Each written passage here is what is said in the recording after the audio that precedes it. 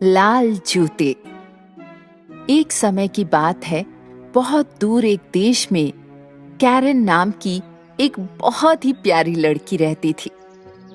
वो अपनी माँ के साथ एक छोटे से घर में रहती थी और बहुत ही खुश मिजाज लड़की थी। वो अपनी माँ से वो सब कुछ पूछती थी जिसके बारे में वो जानना चाहती थी। माँ, आकाश में ये छोटी छोटी बत्तियाँ क्या हैं? वे सितारे हैं कैरन। पृथ्वी पर रहने वाला हर व्यक्ति आखिर में एक तारे में बदल जाता है और हमेशा के लिए आकाश में चमकता है।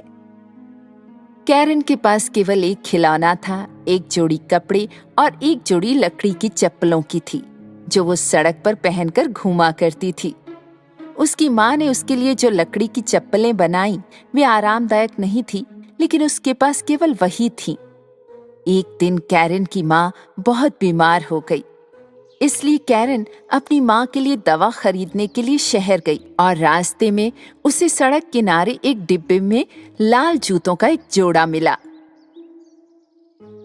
जूते इतनी खूबसूरती से चमक रहे थे कि कैरन उन्हें अपने साथ घर ले आई। देखो माँ, मुझे इस सड़क के किनारे मिले। कितने सुंदर है ना ये, जैसे मेरे लिए ही बने हो। ये किसी और के हो सकते हैं कैरन, तुम्हें उन्हें तुरंत वापस दे आना चाहिए। पर अगर उनका मालिक होता तो वो उन्हें बॉक्स के साथ ऐसे थोड़े ही छोड़ता। हो सकता है ये मालिक से गलती से गिर गए हों। तो उसे इन्हें ऐसे नहीं गिराना चाहिए था। मैंने इन्हें ढूंढा है, अब ये मेरे जूते हैं। बेटा, मेरी बात ध्यान से सुनो। हो सकता है मैं अभी तुम्हारे लिए नए जूते ना खरीद पाऊं, लेकिन मैं नहीं चाहती कि तुम किसी दूसरे के जूते सिर्फ इस वजह से पहनो। प्लीज जिद्दी मत बनो, वादा करो कि तुम ये लाल जूते नहीं पहनोगी। कैरन ने दुखी होकर अपनी माँ से लाल जूते न पहनने का वादा किया और उन्हें अपने बिस्तर के नीचे छिपा दिया। महीनों बीत गए। एक दिन जब तक कैरन घर आई और उसे अपनी माँ घर में कहीं नहीं मिली, उसने घर में हर जगह देखा, जब तक कि उसे एहसास नहीं हुआ कि उसकी माँ आकाश में एक चमकीला तारा बन गई है। अगले दिन अपनी माँ के अंतिम संस्कार के लिए जाते समय कैरन ने वही लाल जूते पहने। अंतिम संस्कार में आए लोग कैरन के जूतों से नजरें नहीं हटा सके। इतना अनादर! इस लड़की ने अंतिम संस्कार में लाल जूते पहने। लेकिन कैरन ने परवाह नहीं की, क्योंकि उसे अपने जूते बहुत पसंद थे। तभी एक नेक दिल बूढ़ी औरत कब्रिस्तान के पास से गुजर रही थी। इस बूढ़ी औरत को पता चला कि ये छोटी बच्ची अब अनाथ हो गई है। उसने उसे गोद लेने की इच्छा जाहिर की। मेरे साथ आओ सुंदर लड़की, मैं पूरी कोशिश करूंगी कि तुम बड़ी होकर सुंदर और सफल औरत बनो। इसलिए कैरन कई वर्षों तक बूढ़ी औरत के साथ रहने के लिए चली गई। कैरन, आपने अपनी माँ के अंतिम संस्कार के बाद से ये जूते पहन रखे हैं, अब आप इन्हें उतार दें। ये बहुत गंदे हो चुके हैं। नहीं, मुझे अपने लाल जूते पसंद हैं। ओह कैरन, इतनी जिद्दी मत बनो। चलो अपने जूते बदलो, मैं और अच्छे जूते खरीद दूंगी, मैं वादा करती हूँ। कैरन उस बूढ़ी औरत को नाराज नहीं करना चाहती थी, जिसने उसे गोद लेने की दयालुता दिखाई थी। इसलिए उसने आखिरकार अपने लाल जूते उतार दिए और उन्हें फेंक दिया।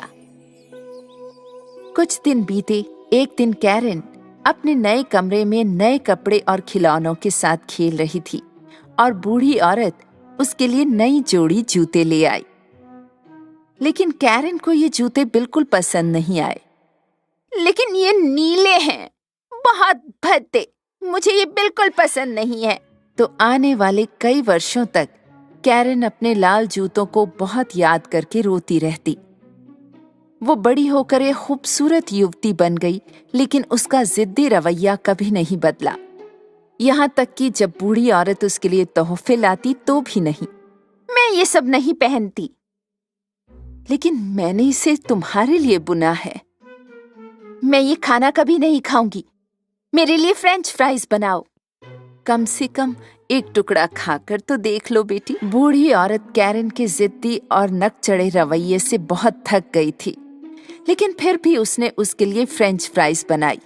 जैसे ही वो अंदर आई, कैरन नीले जूते उतार रही थी जिनके लिए वो अब बड़ी हो चुकी थी। देखो, मेरी सारी चीजें अब छोटी हो गई हैं। मैं बड़ी हो गई हूँ। कोई बात नहीं, तो चलो तुम्हारे लिए नए कपड़े और नए जूते खरीदते हैं बेटा। फिर बुढ़िया और कैरन दुकान पर गए। ओह, देखो, मेरे पसंदीदा लाल जूतों की तरह। ये तो मेरे पास होने ही चाहिए। कैरन, आपको फैंसी लाल जूतों की जरूरत नहीं है। आपको ऐसे जूते पहनने चाहिए जिन्हें पहनकर तुम अच्छी लगो, किसी के अंतिम संस्कार में भी पहन सको। मैं तुम्हारे लिए सिर्फ एक जोड़ी जूते खरीद सकती हूँ। चलो उन काले वालों को खरीदते हैं और घर चलते हैं। मुझे परवाह नहीं है। अगर तुम दोनों जोड़ी जूते नहीं खरीदोगी तो मैं आपसे हर जगह नंगे पांव जाऊंगी। ओ छोटी लड़की, काश तुम इतनी जिद्दी ना होती। बूढ़ी औरत ने कैरन के लिए काले जूते खरीदे और अपने आखिरी पैसों को उसे खुश करने के लिए लाल जूते खरीदने में खर्च दिया। उन्हें अब पैदल ही घर जाना पड़ा। रास्ते में बुढ़िया के पैरों में बहुत दर्द होता रहा और वो बिगड़ी हुई कैरन को सहन नहीं कर पा रही थी। पर कैरन को कोई परवाह नहीं थी।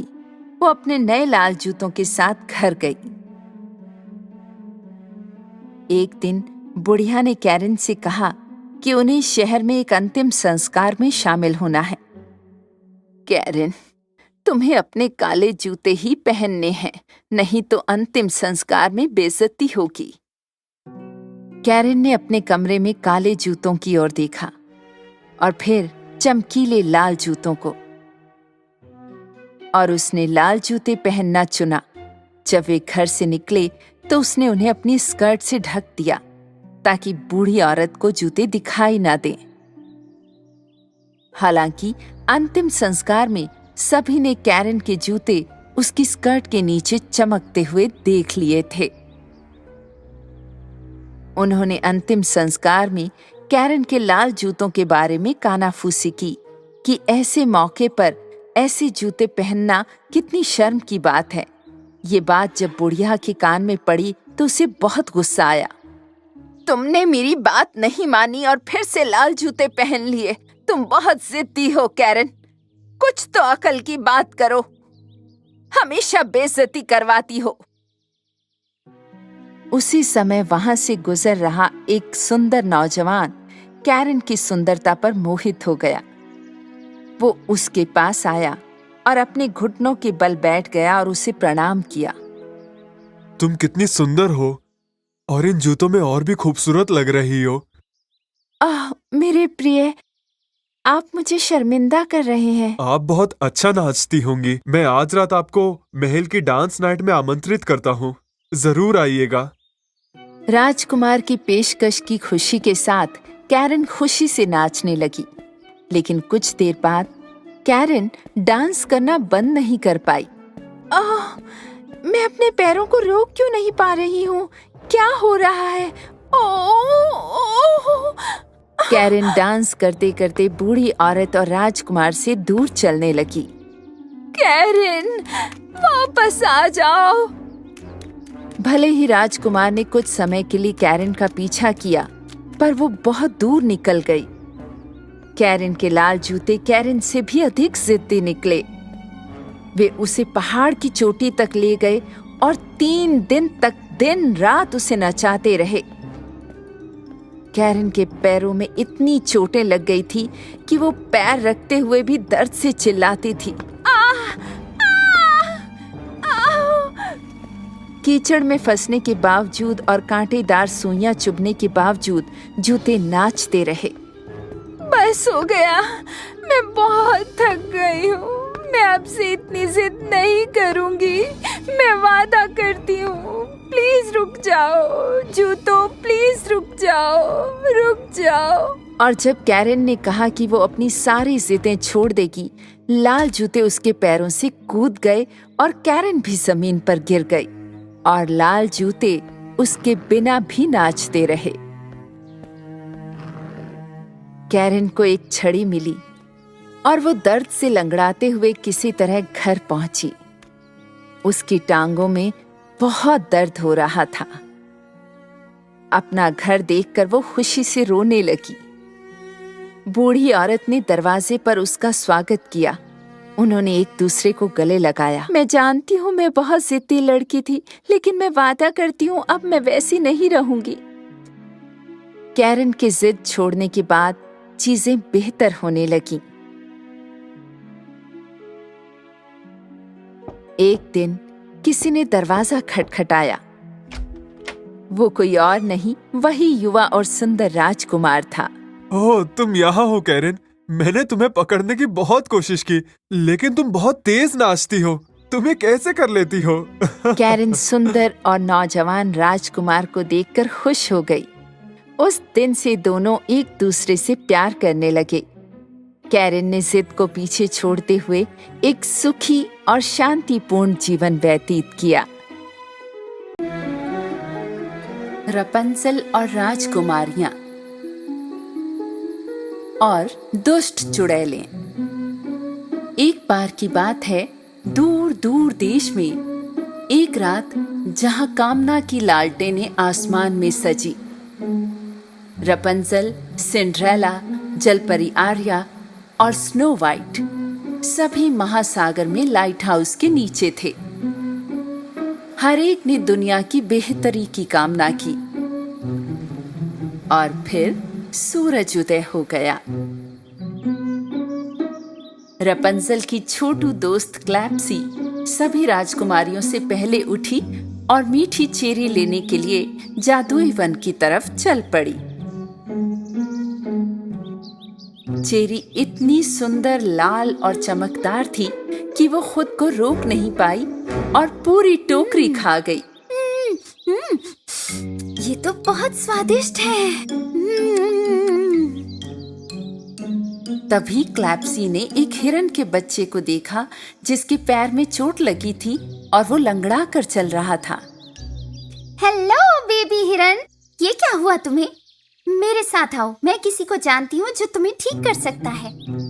क्लैप्सी ने पलट कर देखा और आगे बढ़ना शुरू किया, लेकिन तभी हिरन में कुछ बदलाव आया और उसकी आंखें चमकीली लाल हो गईं। लेकिन क्लैप्सी को इस बदलाव के बारे में पता नहीं चला और वो हिरन को स्नो वाइट के पास ले आई, क्योंकि स्नो वाइट के पास जानवरों को ठीक करने की जादुई शक्ति थी।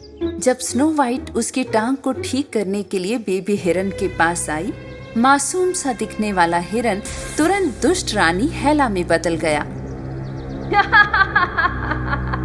जब स्नो वाइट ने हेला को देखा तो वो बहुत डर गई।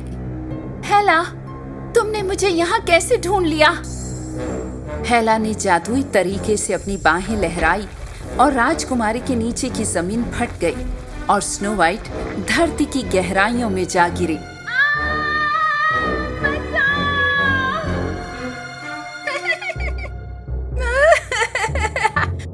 तुम सड़ोगी और बदसूरत बन जाओगी स्नो वाइट। इस दुनिया में कोई भी मेरे जितना सुंदर नहीं हो सकता। स्नो वाइट सीधे एक सुरंग में गिरी और एक काल कोठरी में कैद हो गई। लेकिन सबसे बढ़कर अन्य राजकुमारियों ने स्नो वाइट के लापता होने पर ध्यान दिया और वे सभी उसकी तलाश में निकल पड़ी। स्नो वाइट, तुम कहाँ हो? सिंड्रेला उस जगह पर घूम रही थी जहां से स्नो वाइट गायब हुई थी। वो कुछ और कदम आगे बढ़ी ही थी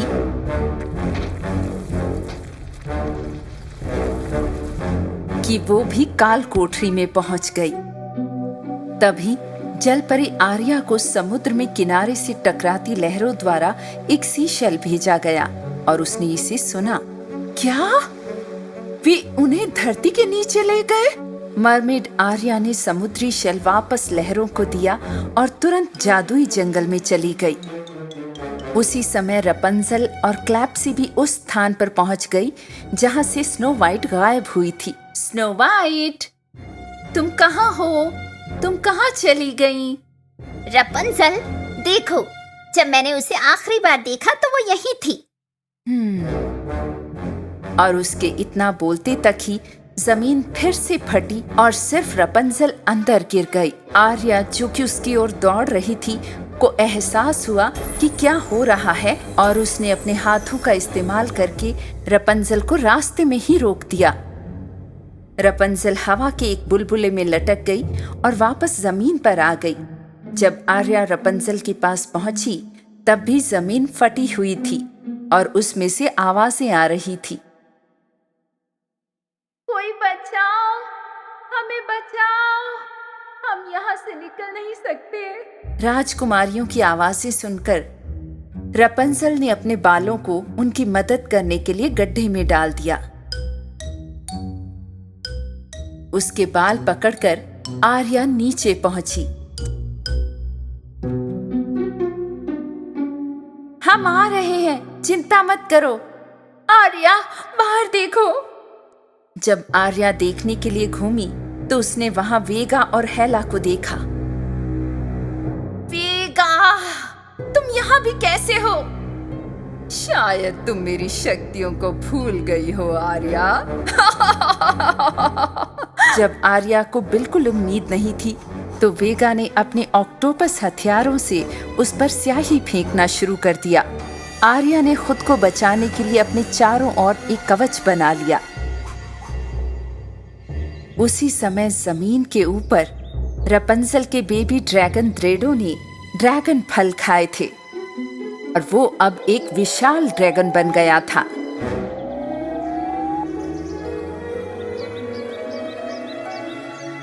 ये देखते ही रपंजल समझ गई कि द्रेडो ने बहुत शक्ति प्राप्त कर ली है।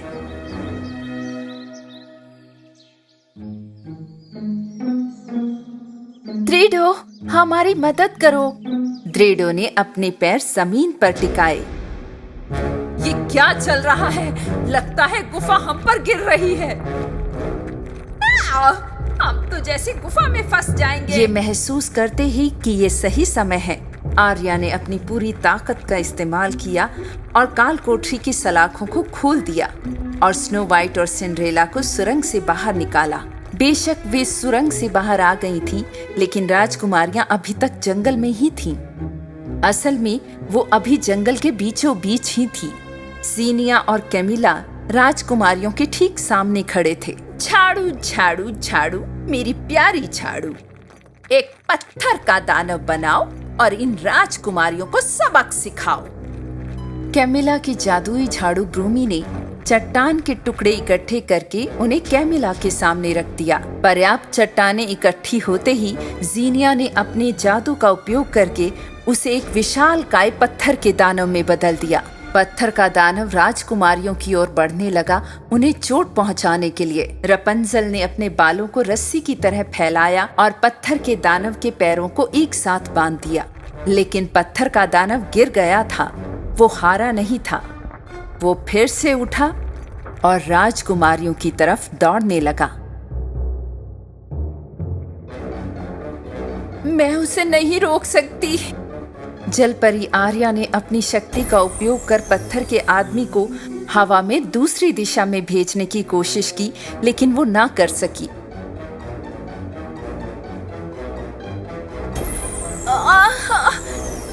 ये बहुत भारी है, मैं इसे नहीं उठा सकती। अब सिंड्रेला की बारी थी। उसने जंगल के सभी शक्तिशाली जानवरों को सहायता के लिए पुकारना शुरू किया। जंगल के जानवरों, मेरी आवाज सुनो। पत्थर का दानव बस कुछ ही कदम दूर था और उन्हें चोट पहुंचाने ही वाला था कि तभी आकाश में ड्रैगन द्रेडो ने अपनी ताकत दिखाई। द्रेडो ने पत्थर के दानव पर अपनी आग जैसी गर्म सांस छोड़ी।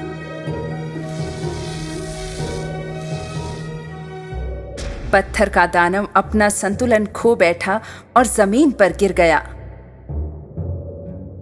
लेकिन अभी भी उसे चोट नहीं लगी थी।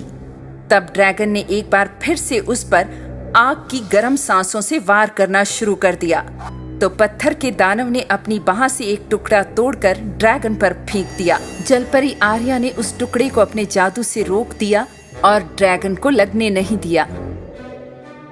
ड्रेडो इस सब से बहुत क्रोधित हो उठा। उसने पत्थर के दानव को अपने पंजों में दबोचा और उसे लेकर चट्टान पर उड़ गया। उसने बहुत बहुत ऊंचाई पर जाकर उसे नीचे गिरा दिया और गिरते ही पत्थर का दानव चकनाचूर हो गया। ड्रैगन ड्रेडो को पहाड़ियों में देखा जा सकता था। चुड़ैलें राजकुमारियों और ड्रैगन की शक्ति को देखकर इतना डर गई कि वे तुरंत वहां से भाग निकली। तुम हमें नहीं हरा सकती अगर हम सब एक साथ हैं। हमारे पास हैं जानवर, ड्रैगन और सुपर पावर्स।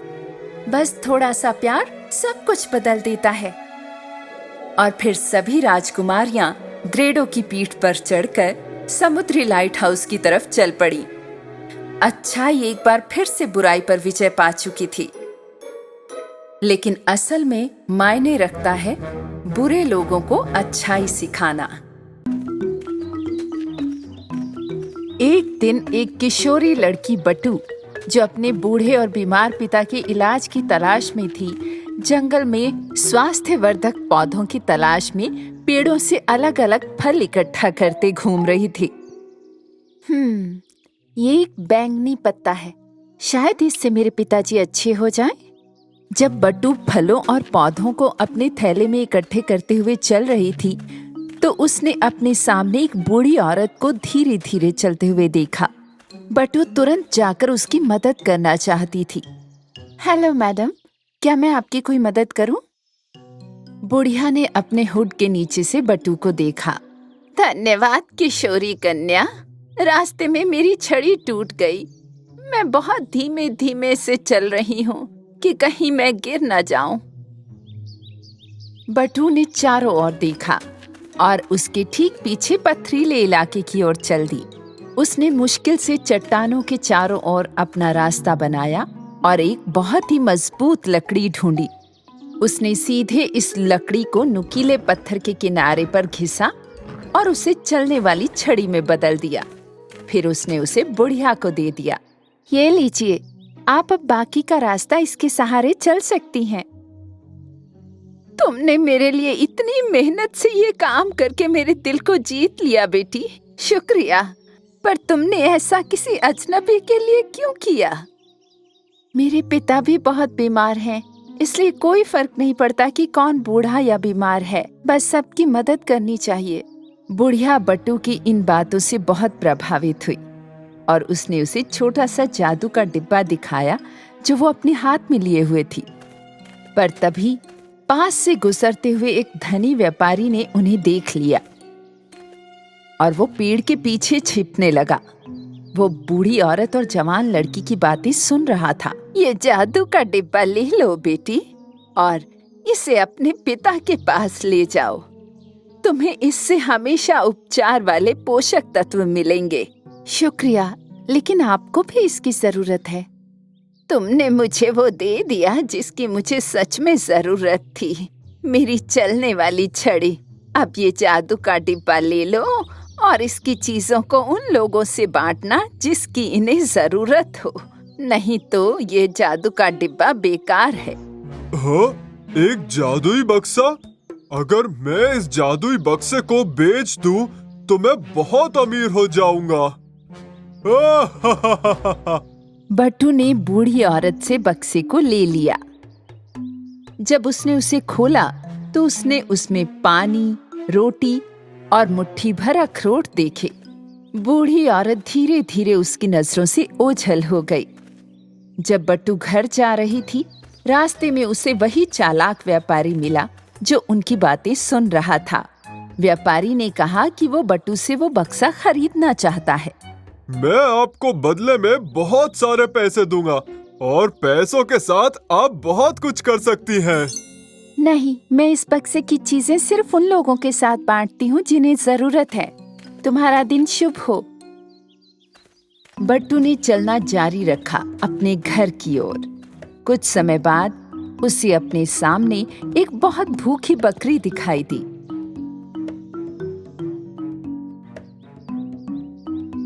बकरी इतनी दुबली थी कि बट्टू ने उसे डिब्बे की सारी रोटियां दे दी। ये तुम्हारे लिए हैं प्यारी बकरी, ये बॉक्स पहले से ही जादुई है। इसका सामान कभी खत्म नहीं होगा। जितना चाहो खाओ। बकरी ने सारी रोटियां खा ली क्योंकि वो बहुत भूखी थी। नव युवती अपने रास्ते पर चलती रही।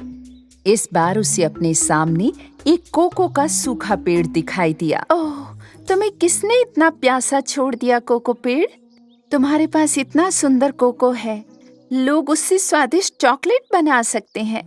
पेड़ की शाखाएं इतनी पतली थीं कि बटू खुद को रोक नहीं पाई और पेड़ की जड़ों को सींचा डिब्बे के पानी के साथ।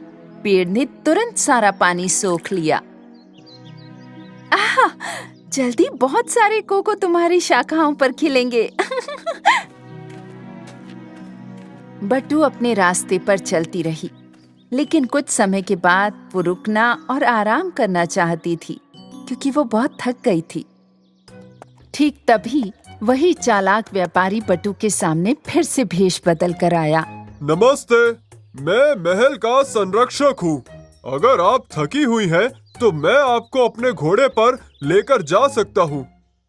ये आपकी महानता होगी पहरेदार जी। मैं थोड़ी थक गई हूँ और भूखी भी हूँ। ये लीजिए मैम। लेकिन जब आप अपनी मंजिल पर पहुँच जाएंगी, तो आपको मुझे वो जादुई बक्सा देना होगा। क्या आप पहरेदार नहीं हैं? आप वही व्यापारी हैं। नहीं, बिल्कुल नहीं। आपका दिन अच्छा हो। बटू जंगल में चलती रही तेज कदमों के साथ। वो बक्से से मुट्ठी भर अखरोट खाना चाहती थी क्योंकि वो भूखी थी। हालांकि उसने गिलहरियों का एक परिवार देखा जिनमें से हर कोई भूख से मर रहा था। मैं थोड़ी देर और भूख सह सकती हूँ, पर ये अब और इस जंगल में भूखे ना रहें। वैसे भी ये जादू का डिब्बा है, मैं अखरोट बाद में भी खा लूंगी। बट्टू ने गिलहरी परिवार को डब्बे से अखरोट दे दिए और फिर वो नवयुवती बहुत सी मुश्किलों का सामना करते हुए अंत में अपने घर पहुंची। वो अपने बीमार पिता के पास आई और उन्हें जादू का डिब्बा दिखाया। पिताजी, रास्ते में मेरी मुलाकात एक बुद्धिमान बुढ़िया से हुई। उसने मुझे ये जादू का डिब्बा दिया। इसमें पोषक तत्वों वाला भोजन है जो आपकी सेहत सुधार देगा। बट्टू ने डिब्बा खोला, लेकिन सोचो उसमें क्या देखा? डिब्बा खाली था। पर कैसे? क्या ये बॉक्स जादुई नहीं था? ये खाली है अंदर से। ओह! लेकिन मैंने तो सामान उन्हीं के साथ साझा किया था जिन्हें जरूरत थी। बट्टू बहुत परेशान थी ये सोचकर कि वो अपने पिता की मदद नहीं कर सकी। पर उसी समय किसी ने दरवाजा खटखटाया। जब बट्टू ने दरवाजा खोला तो उसने बूढ़ी औरत, बकरी और गिलहरियों को देखा। लेकिन तुम तो... हाँ प्यारी लड़की, जैसा कि मैंने तुमसे कहा था, तुमने जादू का डिब्बा सिर्फ जरूरतमंदों के साथ ही साझा किया। अब ये तुम्हारे लिए है। तुम इस बकरी के दूध का, कोको के पेड़ के फलों का और गिलहरी के लाए अखरोटों का फायदा ले सकती हो। बट्टू ने कोको से फल, बकरी से दूध और गिलहरी के लाए अखरोट बूढ़ी औरत की टोकरी से लिए और अपने पिता के लिए एक स्वस्थ पेय तैयार किया। उसके पिता इस पेय पदार्थ को पीते ही फिर से स्वस्थ हो गए। धन्यवाद मेरी सुंदर, दयालु और बहादुर बेटी। बट्टू बहुत खुश थी कि उसके पिता ठीक हो रहे थे। जब उसे एहसास हुआ कि उसे अब बॉक्स की जरूरत नहीं है, तो उसने उसे कूड़ेदान के पास फेंक दिया। जैसे ही चालाक व्यापारी ने वो बक्सा देखा तो वो उस पर कूद पड़ा। वाह! जादुई बक्सा! जादुई बक्सा! अब मैं पहले से भी ज्यादा अमीर हो जाऊंगा। बट्टू, जो खिड़की से धूर्त व्यापारी को देख रही थी, उस पर हंस पड़ी, क्योंकि वो अब जानती थी कि असली जादू डिब्बे में नहीं था, बल्कि अपने ही दयालु हृदय में था। भाग लेने वाले सभी जानवर उनकी सबसे मजबूत टीमों के साथ जंगल कप में प्रतियोगिता के लिए फाइनल की तैयारी कर रहे थे। पांडा टीम, जिन्होंने पहली बार इस साल प्रतियोगिता में हिस्सा लिया, वो प्रतियोगिता जीतने के लिए लगातार प्रशिक्षण ले रहे थे। पांडा टीम के कप्तान मोरोडोना स्तब्ध था जब वो अपने विरोधियों के प्रशिक्षण के बाद अपने कमरे में जांच कर रहा मैं था। नहीं समझ सकता वे कैसे चैंपियन बनते हैं बिना कोई ट्रेनिंग के। सियारों की टोली, जो चैंपियन थे, पिछले प्रतियोगिता में अब जाल बिछाने की योजना बना रहे थे अपने कप्तान वीगो के साथ उनके विरोधियों के लिए। हम बंदरों से केले चुराएंगे, कंगारुओं की जेबें पत्थरों से भरेंगे, गिलहरी को खराब हेजलनट्स देंगे। इस तरह से हम फिर से चैंपियन बनेंगे, तुम देख लेना। हा हा हा। पांडा का गेंद बीनने वाला छोटा पांडा रेसी, जो फुटबॉल का शौकीन है, उसने फुर्ती से तुरंत सभी प्रकार के शो का प्रदर्शन करके बाहर गई हुई गेंद को पकड़ा और वापस ले आया। कप्तान, क्या आपको लगता है कि एक दिन मैं भी टीम का खिलाड़ी बनूंगा? ये खेल कठिन होता है, ये मर्दों का खेल है। तुम एक छोटी लड़की हो रेसी, तुम पांडा टीम में नहीं खेल सकती। लेकिन कप्तान, दिन गुजरते गए। अंत में सियार और पांडा फाइनल में पहुंचे, लेकिन फाइनल मैच से पहले सियार फिर से काम पर लग गए, चालाकी के लिए। उनकी टीम का एक खिलाड़ी चुपके से खुजली का पाउडर पांडा पी की नाक में फेंक देता है। जब पांडा पी, जिसकी नाक खुजली से लाल हो चुकी थी, उसने कहा कि वो ये मैच नहीं खेल पाएगा, मोरोडोना घबरा गया। अंत में उसने सोचा, अपना निर्णय लिया और रेसी के पास पहुंचा। तैयार हो जाओ, तुम भी खेलोगी। लेकिन आपने कहा, आप चाहते हैं मैं मैच में खेलूं? मेरे पास कोई चारा नहीं है बच्चे, मेरी टीम में एक खिलाड़ी कम पड़ रहा है। लेकिन तुम मेरी बात सुनोगी और तुम डिफेंस पे खड़ी रहोगी, और जब बॉल आएगी तुम फॉरवर्ड पे जाके अटैक कर देना, समझी? जब रेसी को पता चला कि कप्तान को उस पर भरोसा नहीं है, वो बहुत परेशान हो गई और एक पेड़ के नीचे जाकर रोने लगी। जब वो रो रही थी, उसने झाड़ियों से एक आवाज सुनी। वीगो, सियारो का कप्तान, स्टार खिलाड़ी कंपाला से बात कर रहा था। उसके हाथ में एक बोतल थी। दादाजी ने बोतल में एक औषधि बनाकर दी है, इसे पीने से तुमको 10 चीतों की शक्तियाँ मिलेंगी, जिससे तुम तेज दौड़ पाओगे। जैसे ही रेसी ने ये सुना, वो तुरंत मोरोडोना के पास पहुंची और उत्साह से बताया कि उसने क्या सुना था। ये संभव नहीं है, बातें बनाना बंद करो और जाओ अपनी जर्सी पहनो। रेसी उदास ड्रेसिंग रूम में पहुंची। ये खेल का समय था। रेफरी वुल्फ ने अपनी सीटी बजाई और मैच शुरू हो गया। छोटी पांडा रेसी बचाव में खड़ी थी, जैसा कि उसके कप्तान मोरोडोना ने कहा, और आने वाली गेंद को तुरंत आगे भेज रही थी। सियार की टीम हर गेंद कंपाला को दे रही थी। कंपाला इतनी तेजी से जा रहा था कि पांडाज उसके नजदीक भी नहीं जा पा रहे थे। जब कंपाला अपने स्टाइलिश अंदाज में रक्षा के नजदीक से गुजर रहा था, उसने गेंद को धीरे से गोलकीपर की दाहिनी बाजू से नेट में फेंका। सियार जब इस गोल का आनंद उठा रहे थे, पांडा टीम बहुत उदास हो गई थी। पहले गोल के शौक से उभरने से पहले ही कंपाला ने एक और गोल कर दिया और फर्स्ट हाफ 2-0 पर समाप्त हुआ। ब्रेक के दौरान पांडा के लॉकर रूम में सब बहुत परेशान थे। अगर हम कंपोला को रोक सकते हैं, हमारे पास एक मौका हो सकता है, लेकिन वो इतना तेज दौड़ता है, हम पकड़ भी नहीं सकते। ये कहने के बजाय कि लड़कियां खेल नहीं सकती, अगर आप मुझे मौका देते हैं उत्तरार्ध में, शायद हम खेल जीत सकते हैं कप्तान। ठीक है, मैदान में आ जाओ और अपना खेल दिखाओ रेसी। जब दूसरा हाफ शुरू हुआ, रेसी मैदान पर तूफान मचा रही थी। जब भी कंपाला के पास गेंद पहुंची, रेसी ठीक उसी के बगल में जा पहुंचती। जैसे ही उसे गेंद मिली, उसने तुरंत हमला बोल दिया। सीआर टीम के समझने से पहले कि क्या हो रहा है, छोटी पांडा रेसी, जो दाहिने तरफ से बीच में कूद गई, लगभग हवा में उड़ते हुए गेंद को सिर से मारते हुए उसने अपना पहला गोल कर दिया। इस गोल से पांडास की आशाएं बढ़ गई। 10 मिनट बाद रेसी ने 2 सियारों के बीच से जाते हुए गोलकीपर का सामना किया।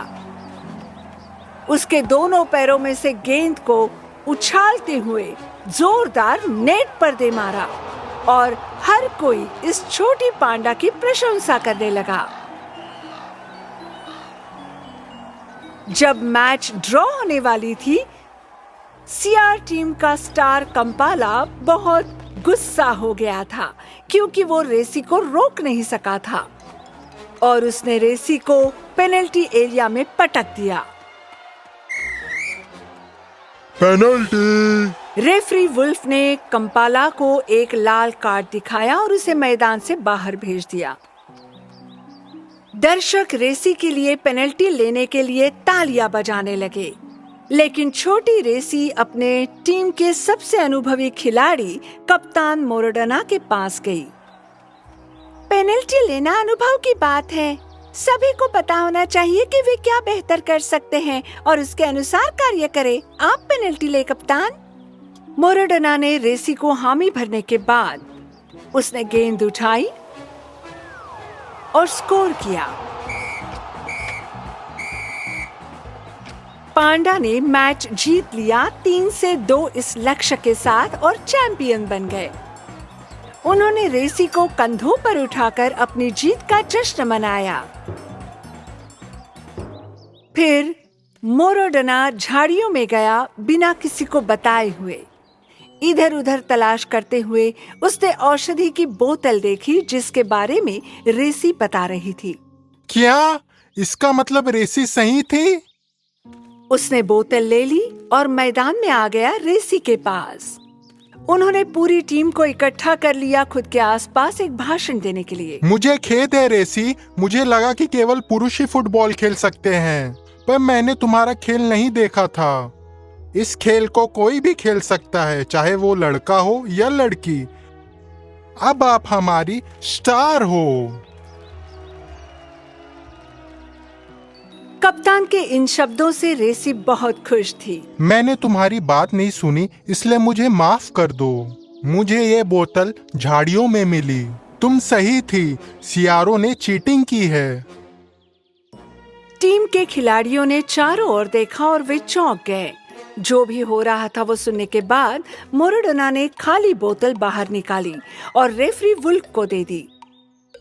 रेफरी वुल्फ सियारों की तरफ गया और उन्हें जंगल कप प्रतियोगिता से बाहर निकाल दिया।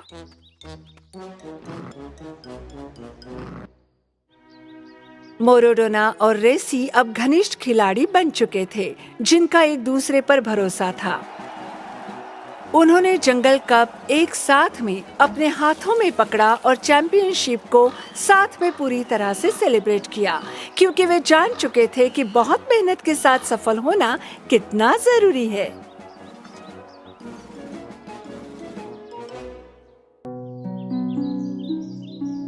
एक दिन एक देश में दूर, बहुत दूर, मौसम सामान्य से ज्यादा गर्म था।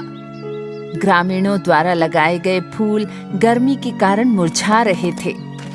जानवर जल्दी थक रहे थे और राजा के संरक्षक लगातार पसीना बहा रहे थे। आज तो कल से भी ज्यादा गर्मी है। इन कपड़ों में तो हम पसीने से भीग गए हैं। न तो राजा, न उसके सैनिक और न ही ग्रामीण दिन बदिन बढ़ते इस तापमान का कारण समझ पा रहे थे। मारिया नाम की एक नौजवान लड़की बहुत परेशान थी जब उसने अपने खेतों में सड़ती हुई फसल को देखा। अगर ऐसा ही चलता रहा तो मेरी ये सारी सब्जियां सूख जाएंगी। इस गर्मी को तुरंत रोकने की जरूरत है। मारिया राजा के सामने गई और तेज गर्मी और खेतों के सूखने के बारे में शिकायत की। राजा ने अपने शूरवीरों में से एक को गर्मी का कारण खोजने के लिए नियुक्त किया। युवा शूरवीर बड़े साहस के साथ पहाड़ की ढलान पर निकल पड़ा। अंत में उसने एक ड्रैगन को देखा, पहाड़ की 7वीं गुफा में। 7 गुफाओं के साथ ड्रैगन लगातार अपनी सांसों से आग उगल रहा था और उसने कभी अपना मुंह बंद नहीं किया। जब शूरवीर को एहसास हुआ कि इस ड्रैगन से गर्मी आ रही थी, तो वो उसे रोकने के लिए अपनी तलवार लेकर उसकी तरफ भागा। हालांकि ये देखकर ड्रैगन ने अपनी एक सांस से शूरवीर को वापस गांव में पटक दिया। और उसके मुंह से गांव पर आग का उगलना जारी रहा। शूरवीर कवच से काला हुआ ग्रामीणों के बीच से गुजरा।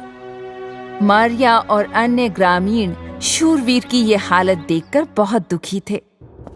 दूसरी ओर शूरवीर राजा के सामने गया और जो कुछ हुआ था वो सब बताया।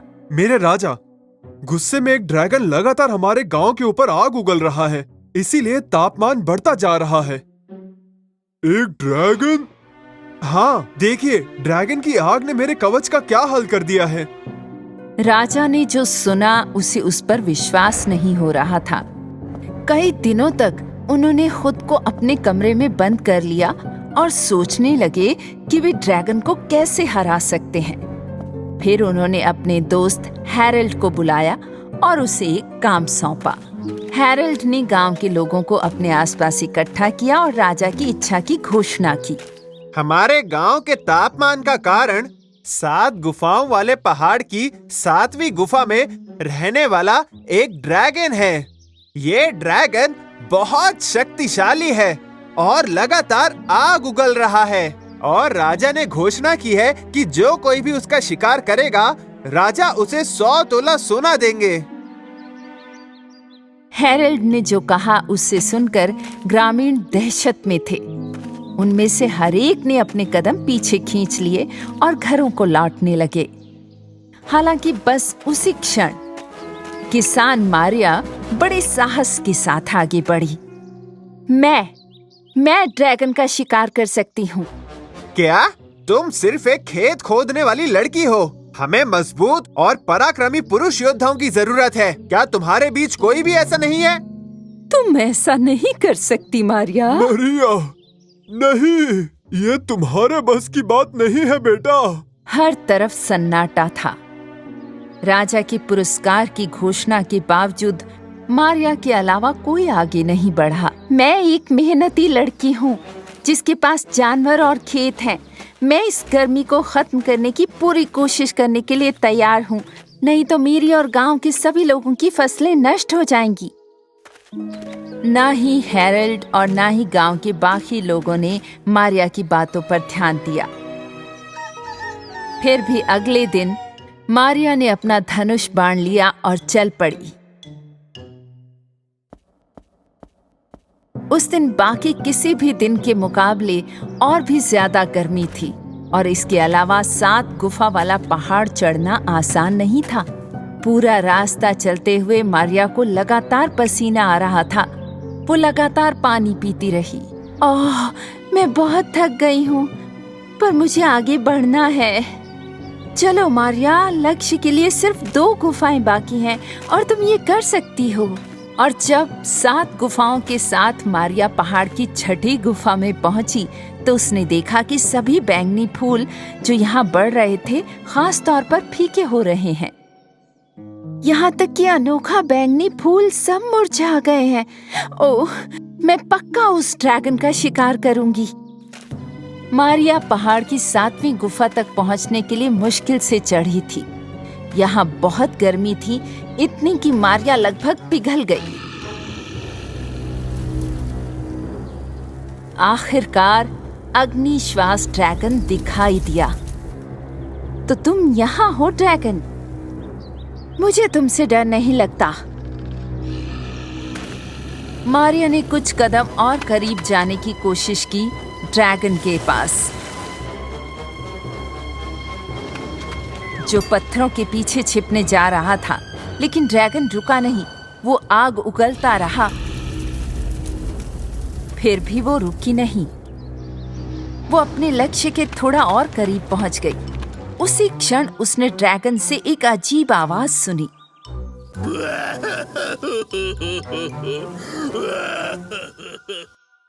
हाँ, ये ड्रैगन, वो रो क्यों रहा है?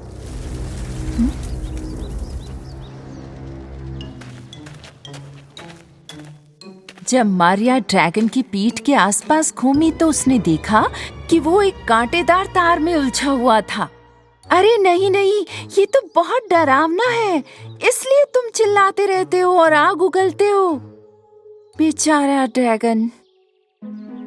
उसने कांटेदार तार को बाहर निकाला, हालांकि ये बहुत मुश्किल था। इसका तो एक भी कांटा चुभ जाए तो कितना दर्द होता है। आउच! ओह, किसे पता था कि ड्रैगन को कितनी चोट लगी है। इस दौरान ड्रैगन ने अचानक अपना चेहरा मारिया की ओर कर लिया। उसने गुस्से भरी नजर में उसकी ओर देखा और गुस्से में फटने ही वाला था कि तभी मारिया ने उसे वो कांटा दिखाया जो उसने निकाल दिया था। जब ड्रैगन को एहसास हुआ कि उसने कांटों से छुटकारा पा लिया है तो वो बहुत खुश था। उसने मारिया को धन्यवाद दिया और फिर उसने उसे अपनी पीठ पर बिठा लिया और आकाश में उड़ने लगा। गांव वाले बहुत खुश हुए जब उन्होंने महसूस किया कि तापमान सामान्य हो गया था और उन्होंने आकाश की तरफ मारिया को ड्रैगन की पीठ पर बहादुरी से उड़ते हुए देखा। ये मारिया है, बहुत खूब, वाह! ओह मारिया, तुमने कमाल कर दिया। वाह, क्या बात ये तो अद्भुत है। ओह मारिया, तुमने तो कमाल कर दिखाया। अगली सुबह मारिया राजा के सामने पेश हुई और बताया कि कैसे उसने ड्रैगन को बचाया। इस साहस और परोपकार के साथ उसने दिखाया वो राज्य की एकमात्र शूरवीर लड़की है। उस दिन से सदियों से बच्चों को ड्रैगन किंवदंती की बहादुर शूरवीर मारिया को बताया गया है, जो कभी खेतों में काम करती थी, उनकी तरह ही।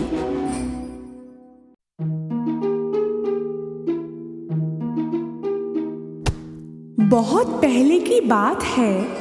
अली बाबा नाम का एक कारपेंटर हुआ करता था। वो अपनी पत्नी के साथ गरीबी में जिंदगी गुजार रहा था। अली बाबा अपने गधे को लेकर जंगल में लकड़ियां काटने जाया करता था और उन्हीं लकड़ियों को बेच के घर चलाता था। एक दिन वो लकड़ियां काटने जंगल गया, तभी उसे आवाज सुनाई दी घोड़ों के एक टोली की और उसे घबराहट होने लगी। शायद ये चोर है, मैं छुप जाता हूं। गधे को झाड़ियों के पीछे छुपा के अली बाबा पेड़ पर चढ़ गया। वो टोली सीधे उस पेड़ के नीचे ही आके रुकी।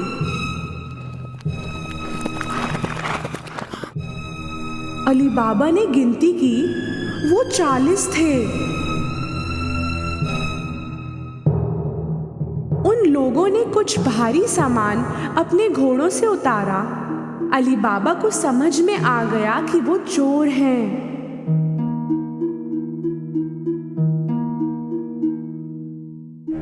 उनका सरदार एक बड़े चट्टान की तरफ गया और चिल्लाया, खुल जा सिम सिम। तभी कुछ अजीब सा हुआ। वो बड़ा चट्टान हट गया एक गेट की तरफ और सामने थी एक गुफा। सभी चोर एक एक करके अंदर गए अपने भारी सामान के साथ। आखिरी चोर के जाते ही वो चट्टान फिर से अपनी जगह आ गया। अली बाबा को भरोसा नहीं हुआ। पर थोड़ी देर में वो चट्टान फिर हिला और चोर बाहर आए।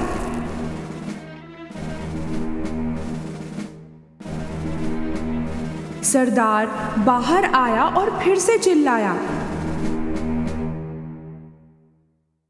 बंद हो जा सिम सिम। उस चट्टान ने फिर से रास्ता बंद कर दिया और वो थोड़ी ही देर में घोड़े पे सवार होके चले गए।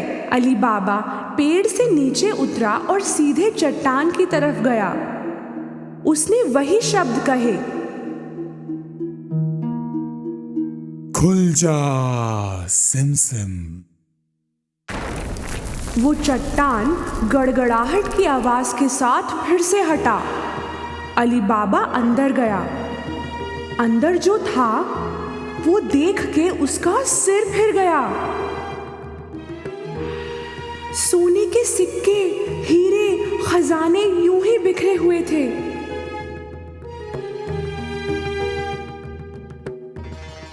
उसने चौंक के 3 झोले भर के सामान लिया और निकल गया। बाहर उसने फिर से वही शब्द बोले जो सरदार ने बोले थे, बंद हो जा सिम सिम। उसने सारा सामान अपने गधे पर रखा और घर चला। घर पहुंच के उसने अपनी पत्नी को वो सामान दिखाया। उसे भी समझ नहीं आया कि अली बाबा सब लाया कहां से, इतना सोना कहां से मिला। अली बाबा ने उसे सारी कहानी बताई। वो सुन के बड़ी खुश हुई और सामान निकालने लगी। चलो गिनते हैं, हमारे पास कितने सिक्के हैं। नहीं, एक गड्ढा खोदकर उसमें छुपा देते हैं। तो तुम दफनाने के लिए जगह बनाओ। मैं तुम्हारे भाई कासिम से नापने के लिए बर्तन लेके आती हूँ। अली बाबा का भाई कासिम बहुत अमीर था पर लालची भी। वो कभी अली बाबा की मदद नहीं करता। इसलिए अली बाबा ने बोला, सिक्कों के बारे में किसी से कुछ मत कहना, किसी से भी नहीं। उसकी पत्नी कासिम से नापने का बर्तन मांगने पहुंची। कासिम को दाल में कुछ काला लगा तो उसने पूछा, तुम्हें क्यों चाहिए? क्या नापोगी उसमें? अली बाबा की पत्नी ने कुछ झूठ मूठ का बोल दिया। कासिम को उस पे भरोसा नहीं हुआ। उसने चुपके से बर्तन के नीचे शहद लगा के दे दिया। उसी बर्तन में सोने के सिक्के नापने लगे दोनों, और फिर सारे सिक्के दफना दिए।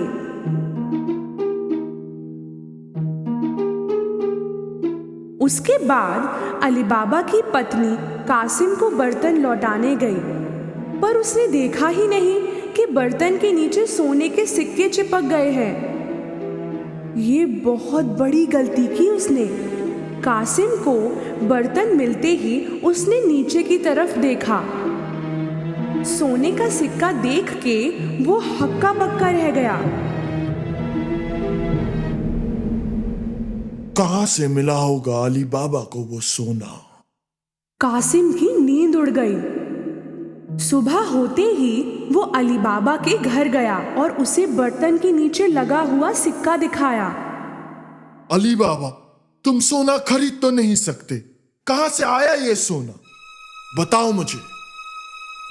अली बाबा ने उसे सारी कहानी बताई ताकि वो किसी और को इसके बारे में ना बताए। अगर तुम मुझे उस जगह नहीं ले चलते तो मैं चोरों को बता दूंगा तुमने क्या किया। पर कासिम, अली बाबा को मालूम था कि कासिम सच में बता देगा, इसलिए उसे उस जगह ले जाना ही पड़ा। वो गुफा इसी चट्टान के पीछे है। अब चलो यहाँ से, कहीं वो चोर फिर ना आ जाए। दोनों वापस घर लौट आए, पर कासिम का ध्यान वहीं गुफा में था। वो हाथों हाथ 2 गधे लेकर गुफा पहुंचा। वहां पहुंचते ही उसने वो शब्द दोहराए जो अली बाबा ने बोले थे, खुल जा सिम सिम। वो चट्टान हट गया और रास्ता खुल गया। कासिम को भरोसा नहीं हुआ। अंदर का नजारा उसे हक्का बक्का कर गया। इतना सोना देख के उसका दिमाग खराब हो गया। जल्दबाजी में उसने सोना भरा अपने झोलों में। जब जगह नहीं बची वो बाहर निकलने लगा, पर वो तो चट्टान से बंद पड़ा था और उसे खोलने के लिए जो शब्द बोलने थे वो उसे याद नहीं आ रहे थे, तो वो कुछ भी अनशंट बोलने लगा। खुल जा टिम टिम, खुल जा कुमकुम, खुल जा जिम जिम। कितना भी बोला पर वो चट्टान टस से मस नहीं हुआ। घबराया हुआ, उसे कोई रास्ता नहीं मिल रहा था। इतनी देर में चोर गुफा पहुंच गए। उनको कासिम के गधे देख के शक हुआ और उन्होंने अपनी तलवार निकाली। खुल जा सिम सिम।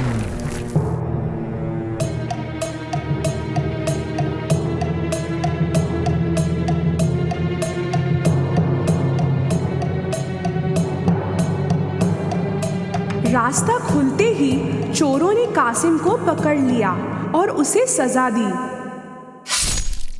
तो ये चोर हमसे चोरी कर रहा था। देर रात होने पर कासिम घर नहीं लौटा तो उसकी पत्नी को चिंता हुई। उसने अली बाबा से मदद मांगी। अली बाबा को भी कासिम की चिंता थी।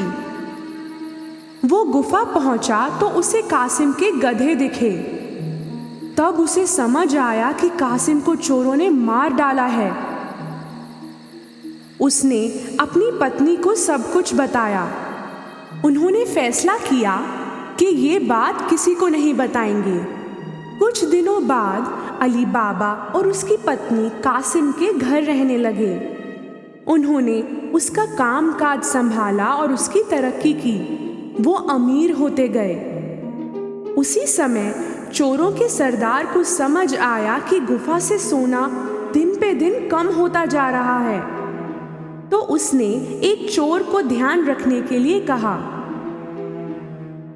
शहर में जाओ और देखो कि क्या कोई ऐसा है जो नया नया अमीर हुआ है और बहुत खर्चा करने लगा है। उस चोर की नजर पड़ी अली बाबा पर, जो सोने के सिक्के लेकर बाजार में घूम रहा था। उसने उसका पीछा किया।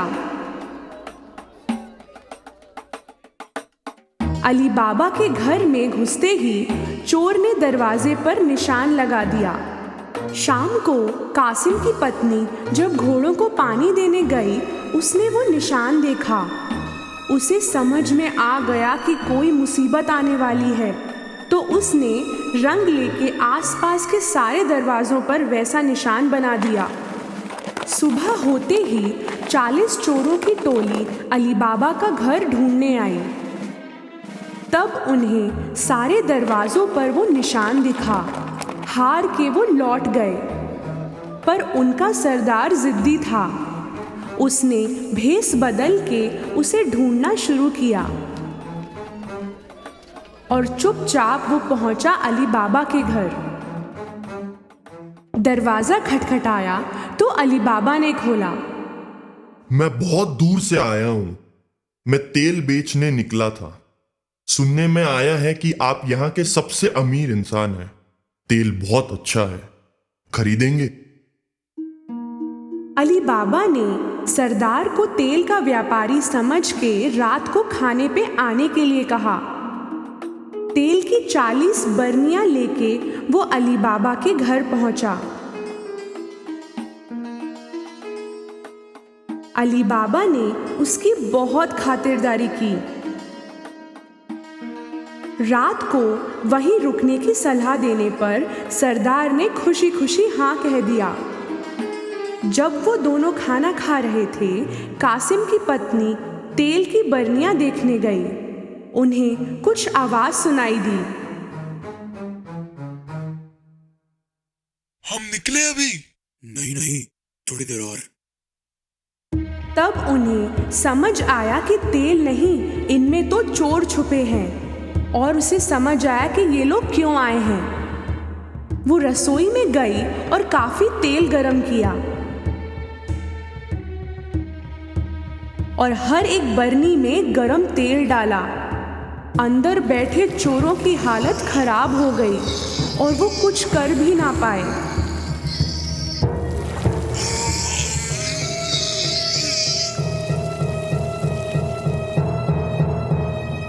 देर रात सबके सोने के बाद सरदार उनके पास आया। अब आ जाओ। उसे कोई हरकत नहीं दिखी तो उसने दोबारा बोला, सो गए क्या? उसने फिर बोला, पर कोई जवाब नहीं मिला। तो उसने एक बरनी खोल के देखा। उसे जो दिखा उससे उसका दिल बैठ गया। कहीं वो भी ना पकड़ा जाए, इस डर से वो भागा और कभी वापस नहीं आया। अगली सुबह कासिम की पत्नी ने अली बाबा को ये हादसा बताया। अब वो बिना चोरों की चिंता किए पूरे परिवार के साथ हंसी खुशी जिंदगी बिताने लगे।